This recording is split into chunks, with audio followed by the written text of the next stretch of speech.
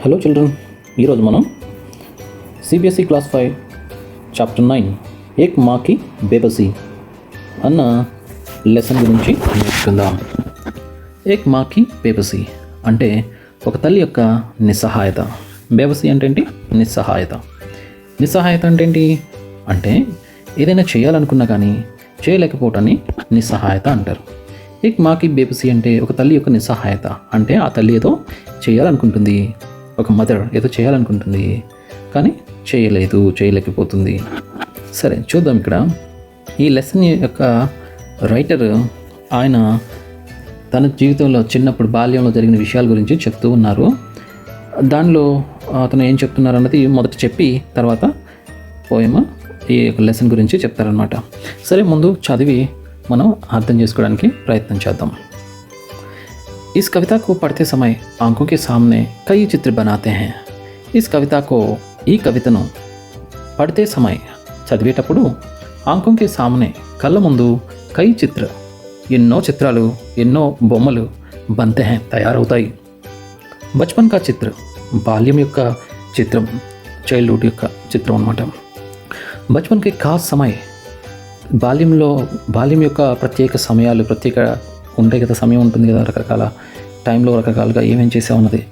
ఖేల్ ఔర్ సాథియోं का చిత్ర ఆటలు మరియు ఫ్రెండ్స్. సాథియం అంటే ఫ్రెండ్స్ యొక్క చిత్రం. ఉన్ సాథియోं में एक खास साथी रतन का और एक माँ का చిత్ర. ఉన్ సాథియోं में ఆ యొక్క ఫ్రెండ్స్లో, ఆ యొక్క స్నేహితుల్లో ఏక్ ఖాస్ సాథీ ఒక ప్రత్యేకమైన ఫ్రెండ్ రతన్. అతని పేరేంటి? రతన్ కా ఔర్ ఏక్ మా కా చిత్ర. రతన్ యొక్క మరియు ఒక తల్లి యొక్క చిత్రం. ఇవన్నీ అతనికి కళ్ళ ముందు కదలాడుతున్నాయన్నమాట, గుర్తొస్తున్నాయి. ఇసే పడో ఔర్ మెహసూస్ కరో. దీన్ని చదువు మరియు అనుభూతి చెందు. అనుభూతి అంటే ఫీల్ అనమాట. అక్కడికి అయితే ఇప్పుడు ఎప్పుడైతే మనం చదువుతున్నప్పుడు అసలు అక్కడ ఏం జరుగుతుందనేది ఊహించుకోవటం అనమాట. అనుభూతి చెందడం అంటే ఊహించుకోవటం, ఫీల్ అవ్వటం. సో ఇంకా ఏమంటున్నారు రైటర్? కవిత ధీరే ధీరే పढ़ने చీజ్ హై.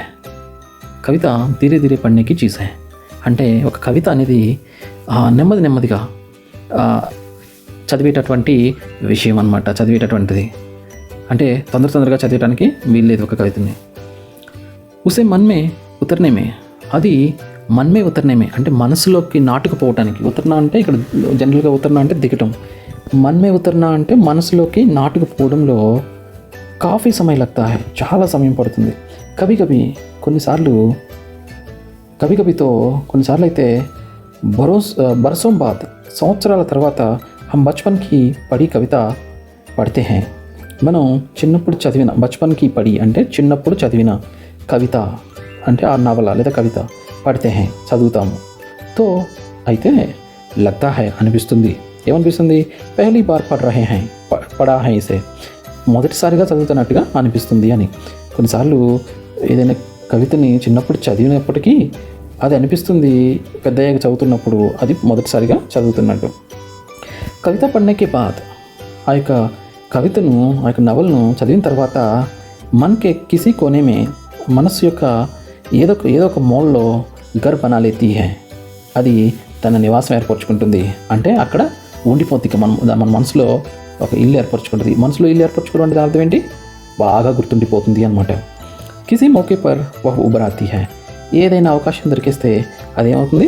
బయటకు వచ్చేస్తుంది, నెట్టుకొని బయటికి వచ్చేస్తుంది, అంటే గుర్తొస్తుంది అనమాట. అంటే ఏదైనా అలాంటి సంఘటనే మన జీవితంలో ఏదైనా జరిగిందనుకోండి, చిన్నప్పుడు జరిగిన సంఘటనే సపోజ్ మనం ఒక నవల్లో చదివాము సంథింగ్, తర్వాత మళ్ళీ మన జీవితంలో ఏదైనా అలాంటి సంఘటన జరిగినప్పుడు వెంటనే ఈ విషయం గుర్తొస్తుంది. కవిత కహానీ సబ్కే సాత్ యహ్ హోతా హై. కవిత అంటే నవల అయినా కానీ లేదా కహానీ కథలు అయినా కానీ సబ్కే సాత్ అన్నిటితో కూడా యహ్ హోతా హై ఇలాగే జరుగుతూ ఉంటుంది. ఇస్లియే అందుకే మనకి ఇస్సే చింతిత హోనేకి జరూరత్ నహీ, మనము దీన్ని బట్టి చింతించాల్సిన అవసరము లేదు. కి కవిత ఏక్ బార్ మే పూరీ తరహ్, ఎందుకంటే కవిత అంటే నవల ఏక్ బార్ మే ఒక్కసారిగా పూర్తిగా సమజ్ మే ఆ రహీ హై యా నహీ, పూర్తిగా అర్థమవుతుందా లేదా అన్నదాన్ని బట్టి మనం చింతించకూడదు అంటారనమాట. రైటర్ అంటున్నారు. అగర్ उससे सिर्फ एक चित्र ही उभरता है అగర్ ఒకవేళ ఉస్సే దాని ద్వారా ఆ నవల ద్వారా లేదా కవిత ద్వారా సిర్ఫ్ ఏక్ చిత్ర హీ ఉభర్తా హై కేవలం ఒక్క చిత్రమే మన మనసులో అది మనం ఊహించుకోగలిగాం, మన మనసులోకి వచ్చింది, ఒక్క పటమే మన మనసులో చూడగలుగుతున్నాం. అది చెప్తున్నప్పుడు మనకు ఒక విషయమే అర్థమైంది, ఒక్క పటమే మన మనసులోకి వచ్చింది. తోబి అయినప్పటికీ కవిత కామయాబ్ హై అంటే ఆ నవల సక్సెస్ఫుల్ అనమాట. అంటే ఒక కవిత ఒక నవల ఎలాగ రాస్తారు రైటర్స్ అంటే అది మనం మన కళ్ళ ముందు అనుభవించేలాగా రాస్తారనమాట. అంటే మనం కళ్ళ ముందు దాన్ని చూస్తున్నట్టుగా ఉంటుంది చదువుతుంటే. అలాగా కవిత మొత్తం కూడా మనకి అర్థం అవ్వకపోయినా ఏదో కొన్ని సంఘటనలైనా మన కళ్ళ ముందు కట్టినట్టుగా కనిపిస్తే ఆ కవిత సక్సెస్ఫుల్ అనమాట, విజయవంతమైనట్టే. సరే, ఇప్పుడు అసలు ఆ కవిత ఏంటో ఇక్కడ చూద్దాం. రైటర్ తను రాసిన కవిత ఏంటో ఇక్కడ చూద్దాం. ఇక్కడ నుంచి స్టార్ట్ అవుతుంది. నజానే కిసి అదృశ్య పడోస్ సే నికల్ కర్ ఆతా తా వాహ్ కేల్నే హమారే సాత్. నజానే కిసి అదృశ్య పడోస్ సే అంటే ఏదో అదృశ్యం తెలియని, అంటే అదృశ్యంగా అంటే పొరుగువారు, ఇరుగు పొరుగు ఉంటారు కదా, ఇరుగు పొరుగు ఇంటి నుంచి వస్తాడు. నిఖిల్ కర్ ఆతాత వచ్చేవాడు. వా ఖేల్నే హమారే సాత్ అతను మాతో పాటు ఆడటానికి. నా జానే కానీ తెలియదు ఏ ఇంట్లోంచి వస్తాడో తెలియదు. ఇరుగు పొరుగు ఇల్లే, పడోస్ అంటే ఇరుగు పొరుగు వాళ్ళు, ఇరుగు పొరుగు అంటే నైబర్స్ అనమాట. నైబర్స్ ఇంటి నుంచి వస్తాడు, బట్ ఏ ఇంటి నుంచి వస్తాడో మాకు తెలిసేది కాదు. ఎందుకు వస్తాడు? ఖేల్నే హమారే సాత్ మాతో పాటు ఆడుకోవడానికి. రతన్, అతని పేరేంటి? రతన్. జో బోల్ నహీ సక్తా తా అతను ఎలాంటి వాడంట? రతన్ కేసే బచ్చా తా ఓ బోల్ నహీ సక్తా తా అతను మాట్లాడలేనివాడు, అంటే మోగపోయి అనమాట. ఖేల్తా తా ఆడేవాడు, హమారే సాత్ మాతో ఆడేవాడు. ఏక్ టూట్ కిలోనికి తరహ్ ఒక విరిగిపోయిన ఆట బొమ్మల ఆడేవాడు. టూటే కిలోనే అంటే విరిగిపోయిన, అంటే సపోజ్ ఫర్ ఎగ్జాంపుల్ ఒక బొమ్మ విరిగిపోయింది అనుకోండి, అది పూర్తిగా ఆడుకోవడానికి పనికిరాదు, కొంత ఆడుతూ ఉంటుంది బట్ పూర్తిగా ఆడలేదు. ఫర్ ఎగ్జాంపుల్ మనం మంకీ బొమ్మ చూస్తాం, డ్రమ్స్ ప్లే చేసే మంకీ బొమ్మ. సపోజ్ 2 హ్యాండ్స్తో ఆ మంకీ ఏం చేస్తుందంటే డ్రమ్స్ ప్లే చేస్తూ ఉంటుంది కదా, కానీ ఒక చేతిలో అదన్న డ్రమ్ స్టిక్ విరిగిపోయింది అనుకోండి, అదేం చేస్తుంది? 2 చేతులతో కొడుతుంది కానీ దాని సౌండ్ మాత్రం ఒకసారి వస్తుంది, ఎందుకంటే ఒక చేతిలో స్టిక్ విరిగిపోయింది. సో అలాగే అంటే సగమే జరుగుతుంది. అంటే ఈ అబ్బాయి కూడా కొంత ఆట అయితే ఆడేవాడు కానీ ఇంకా విరిగిపోయిన బొమ్మలాగా మాత్రమే ఆడేవాడు. అది ఎలాగో చూద్దాం. देखने में हम बच्चों की ही तरह था చూడటానికైతే మాలాగే ఉండేవాడు, అంటే మా పిల్లలు మేము ఎలా ఉంటాం అలాగే ఉండేవాడు. వహ్ ఏక్ బచ్చా మాలాంటి అతను కూడా ఒక అబ్బాయి.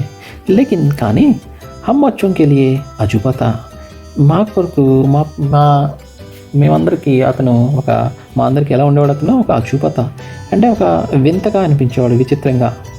ఓకే, క్యూంకి ఎందుకంటే హంసే భిన్నత ఎందుకంటే మాకు భిన్నంగా అతను ఉండేవాడు. ఈజ్ డిఫరెంట్ టు అస్ మాకు అతను భిన్నంగా ఉండేవాడు.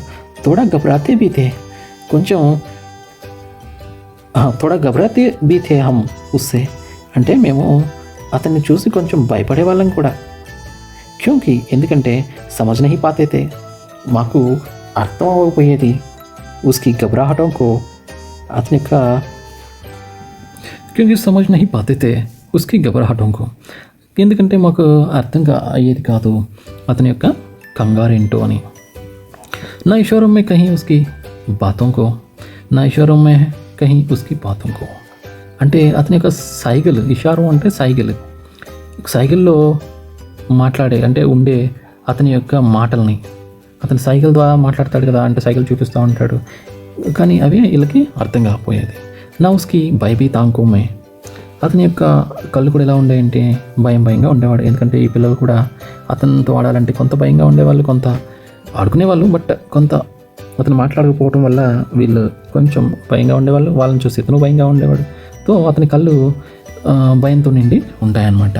హర్ సమయ్ దిక్తి ఆంఖోं में हर समय दिखती न उसकी भयभीत आंखों में हर समय दिखती उसके अंदर की चटपटाहटों को అందరికీ